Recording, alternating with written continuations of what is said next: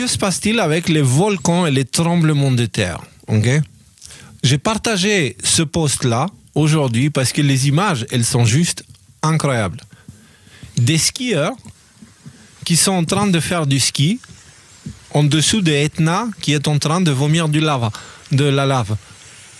Ils sont juste à côté là. Hein. Oh là là. Ouais. Et genre, t'as le volcan qui tombe dans la neige et tu l'entends.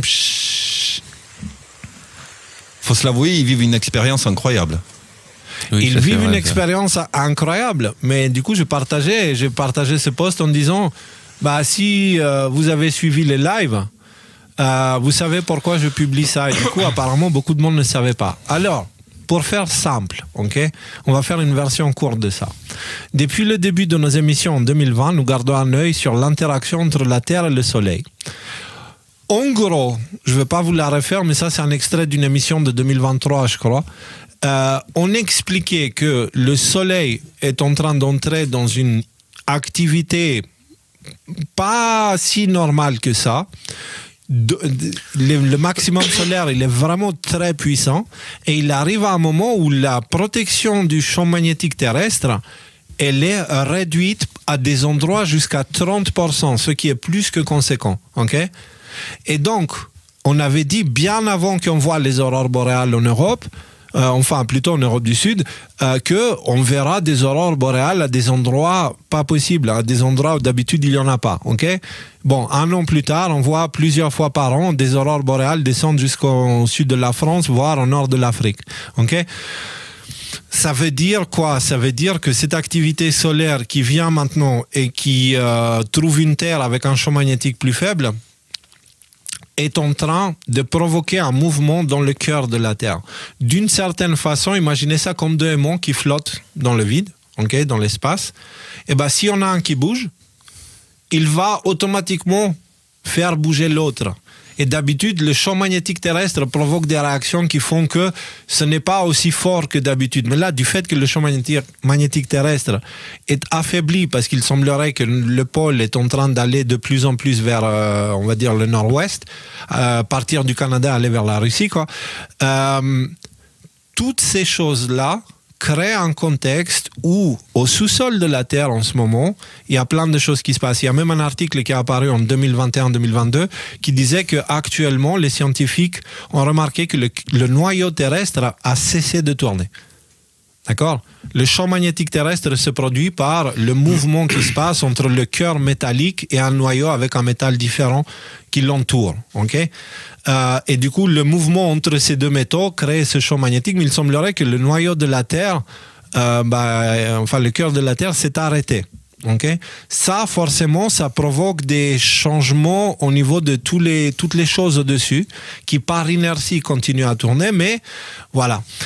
Je ne suis pas le plus grand spécialiste dans le domaine, mais je peux vous dire que le magma en dessous, ça bouge. La lave, elle est en train de bouger. Et il se trouve que les plaques tectoniques sont posées dessus.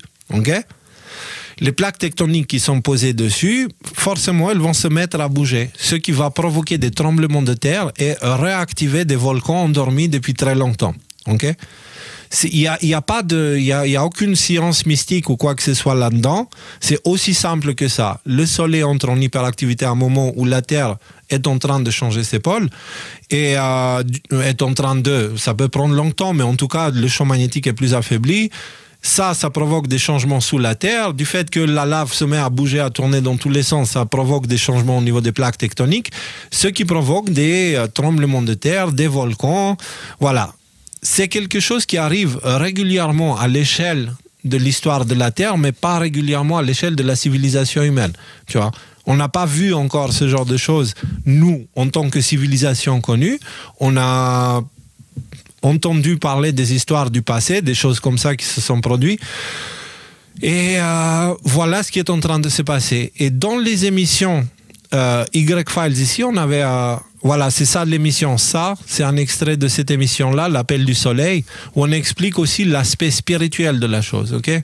C'est que le fait que le champ magnétique terrestre est affaibli, le rayonnement solaire tape nos corps avec beaucoup plus d'intensité, ce qui peut provoquer des changements. Okay? Et on avait mis certaines hypothèses qui se basent sur des prophéties anciennes et sur des compréhensions ésotériques de ce qui est la réalité. Et on avait expliqué qu'il s'agit de l'ascension.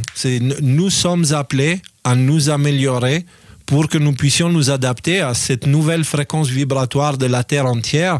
Parce que si la Terre augmente sa vibration comme elle est en train de faire, pensez la résonance de Schumann qui est en train de changer de fréquence.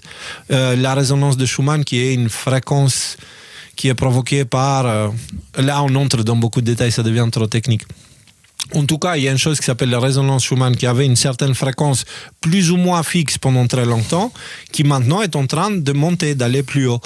Et ça a des conséquences sur notre santé, sur nos corps, nous sommes un organisme multicellulaire. Complexe. La Terre entière est un organisme vivant, tu vois.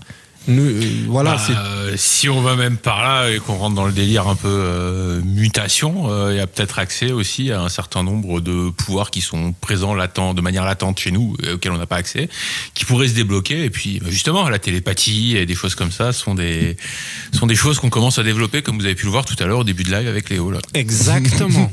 Exactement. Voilà.